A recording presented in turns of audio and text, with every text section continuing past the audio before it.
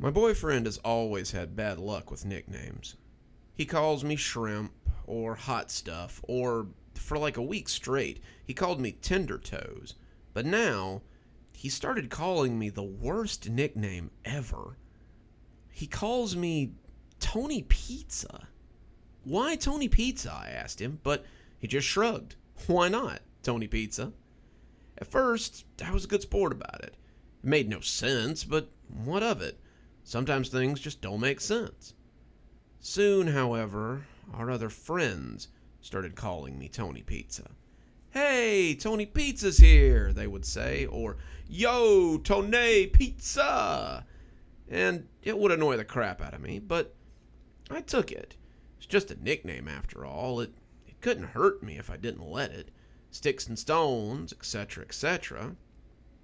When the phone calls started coming in, that was when it went too far. I was sitting on the couch, scrolling mindlessly through Netflix, when my phone rang with a number I didn't recognize. I sighed, figuring it was just telemarketers, but when I picked it up, the lady asked if she could speak with Tony. Who? I asked, thinking it was one of my friends playing a joke. Tony, she paused, and I could hear her flipping through pages. Tony Pizza. I rolled my eyes. Hardy har har, who is this? Is that you, Margot? No, this is the National Debt Collection Service, and we're attempting to collect a debt on a Tony Pizza. I sighed. Tony Pizza's just my nickname. There isn't a real Tony Pizza. Well, real or not, they owe us $15,000 in credit card debt, and it landed on our desk.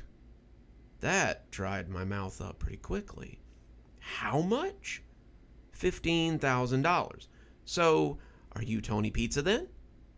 We talked for a while, me insisting that the name was just a nickname and not a real name, and the woman on the other end of the phone finally said that they would check their records again, but that all the data they had pointed to the person at this address who had my number. I hung up on her after assuring her that I would try to get my boyfriend to call them, and called his cell phone. This was a little more than a weird nickname now, and if he was trying to stick me with a bunch of weird debt, then I wasn't going to play ball. He'd been distant lately, this man who had professed such love for me, and I sensed him pulling away the last few times we'd been close. I should have sensed it before now, but I was always a little slow to pick up on others when they were preparing to go. I called a few of our mutual friends, even Margot, but they all said that they hadn't seen him today. They said that they'd keep an eye out for him, and when I told them why, they laughed. Classic Mike, they all said. And when I'd tried them all, I called him again.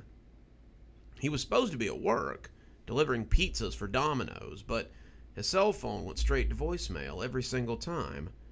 I shook my head. He would do this on my only off day.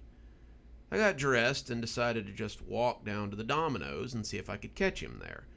With any luck, he'd be waiting on an order and I could get him to answer some questions for me. I grabbed my keys, my phone, and my can of mace. Can't be too careful these days, right? I was walking past the manager's office when Mr. Dubry stuck his head out and called my name. I just wanted to discuss the rent on the other unit with you. It hasn't been paid in 2 months and I'm getting a little impatient. I raised an eyebrow. Other unit? What other unit? He shuffled some paperwork around before finally finding the one he was after. Unit 402, rented out to a, Tony Pizza. Really? This must have been passed on by my secretary. Regardless, it was your address as the primary address, so it must have been your Mike. I ground my teeth together. Now he was getting apartments with that stupid name, too. This was all becoming a little too much. What was he up to? When I found Mike, he was going to have a lot of explaining to do. I'm going to go find him right now, sir. Let me ask him what all this is about, because I haven't rented any apartment other than my own. I headed out then, the manager telling me to let him know what I discovered, and left the complex in a heated state. I was going to find him and give him a piece of my mind. He was going to answer for this if it was the last thing I did.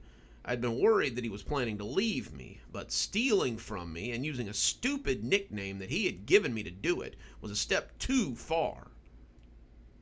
I made it to Domino's, but as I walked in, I had to stop myself from throwing my phone at the guy behind the register.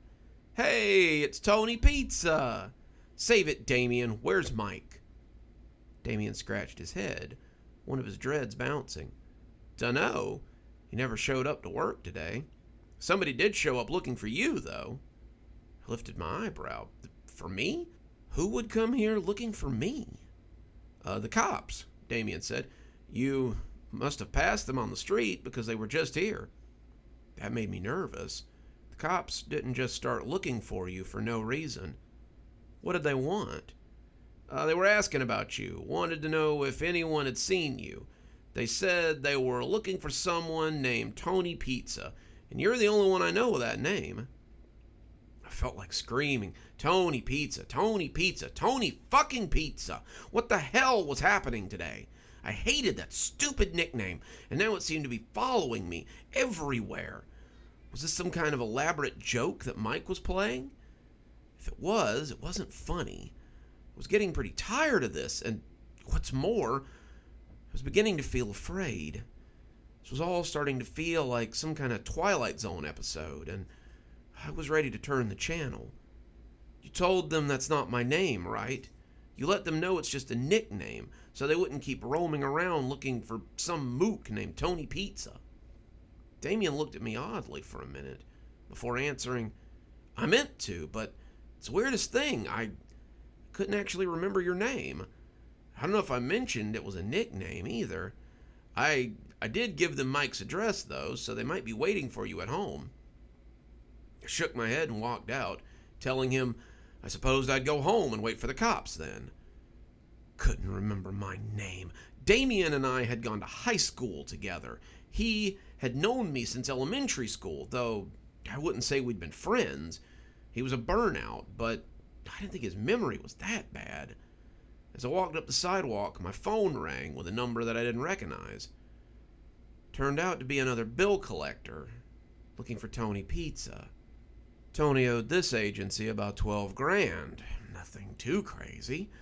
And I let them know that I wasn't who they were looking for. They seemed pretty sure that I was, but I didn't have time to play with them. I hung up on them, but I had no sooner gotten my phone back in my pocket than it rang again. This one was from a parking garage a couple of blocks from my place, calling to let Pizza Tony know that his car was going to be towed if he didn't come to pick it up before the end of the day. So now it was cars, too. Mike was really pushing it now, and if the police were at my apartment, I was going to let them know about it. The cops were pulled up outside my apartment complex, and when they saw me, they asked if I was Tony Pizza. I scoffed. "Do I look like Tony Pizza?" One of the cops was a big-bellied, good old boy type, but the other was a little more professional, and he put a hand out to stop his partner from getting angry. "Sorry, I'm Officer Page. This is Officer Gardner. We're looking for an individual who may be connected to a crime. Do you have a moment to speak with us on the matter?" I agreed, and we stepped into the lobby of the complex so they didn't have to interview me on the sidewalk. "We received an anonymous tip this morning about a suspect who left the scene of he weighed his words, a pretty nasty crime. There was no description of the suspect, but we were told they heard the individual call the person Tony Pizza the night before." I sighed. That's impossible. I was in my apartment all last night. Officer Gardner started to say something, but Officer Page cut him off. "Is there anyone who can verify that?" Thought about it and shook my head. Mike had worked late last night, and I'd been home alone until he had gotten there, about 11. He'd taken a shower and gone to bed after kissing me on top of the head. He had said, "I love you," which made me feel a little weird because he hadn't said it for about 2 weeks by then. But I'd said it back and put it out of my mind. It was one red flag among many, and I was starting to see now that they were piling up. No, I guess my boyfriend could, but I can't seem to find him. I gave them Mike's information, and they wrote it all down as they asked me more questions. What did I do for work? Did I own a car? Did I own a gun? On and on and on until I finally asked what exactly they were looking for. They said they couldn't really tell me about that, but as Officer Gardner looked at the information I'd given them about Mike, I saw him poke Officer Page and whisper something to him furiously. Officer Page crinkled his brow, nodding before turning back to me. You said your boyfriend, Michael August, came home last night about 11? Yeah, he kissed me on the forehead and went to bed. I don't know what time he left for work, but he was gone when I woke up. I heard the jingling of cuffs as Officer Page reached for his restraints. I am sorry, but I need to detain you until we can get this figured out. I took a step back and I saw the minute twitch from his free hand as he reached for his weapon. Don't do anything foolish, please. We just need to detain you for our own safety. You aren't being charged with anything yet. We just have to follow protocol. I submitted. I didn't seem to have much of a choice, and I found myself being led to a nearby squad car as I heard the manager ask if they wanted to see the apartment. I don't know what we could expect to find, Officer Gardner stated, but the manager cut him off. No, I mean the other apartment. I got an apartment rented out under the name Tony Pizza, if you'd like to take a peek. Gardner and Page looked at each other, and as Page took me to the car, I kept repeating that 402 wasn't my apartment, and I'd never once been inside it. Officer Page put me in the back of the car, not saying anything, and as he closed the door, I was forced to sit in the car and wait for them to come back. The not knowing was killing me.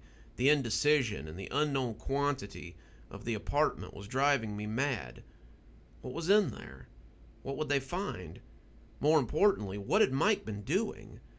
I had to believe that Mike had been doing these things, changing things, charging things, opening accounts in my name, and now he was preparing to disappear and leave me holding the bag.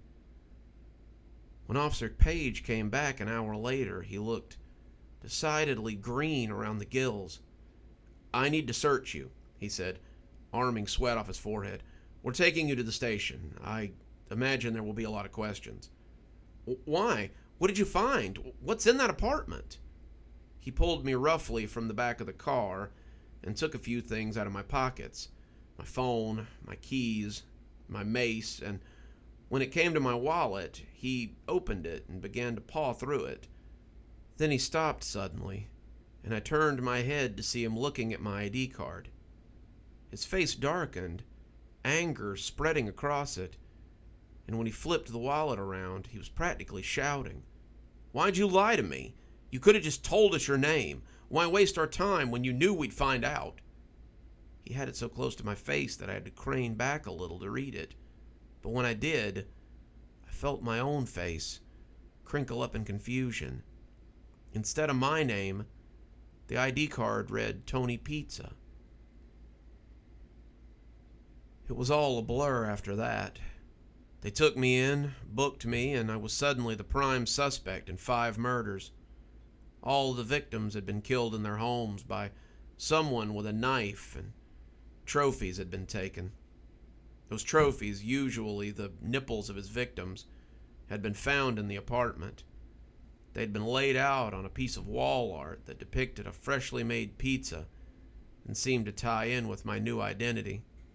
I told them I had no idea about any of this, and while they never found any evidence that I was in the apartment or at the crime scenes, the connections were too many to release me. Another bit of evidence hit me hard too. The last victim, the one killed the night before they came to talk to me, was what had sunk me. The man's name was Michael August, and the picture they showed me was not the man I'd been sleeping beside for the last 2 years. As I sit here and wait for my turn at court, I have to wonder if Tony Pizza wasn't the man I loved all along.